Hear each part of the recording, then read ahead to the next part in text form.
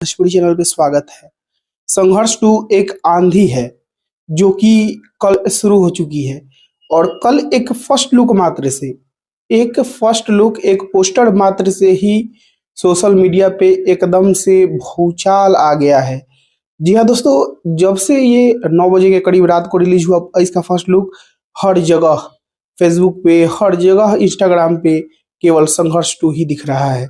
और ये क्रेज किसी भी फिल्म के लिए बहुत ही सराहनीय है क्योंकि एक पोस्टर मात्र से इतना क्रेज है। अभी तो टीजर आएगा, ट्रेलर आएगा, फिल्म रिलीज होगी तब क्या होगा ये तो आने वाला समय बताएगा। खेसारी लाल का बॉडी, खेसारी लाल का सिक्स पैक एब्स, सब कुछ दर्शकों को इतना ज्यादा एक्साइट कर रही है कि मैं आप लोगों को बता नहीं सकता।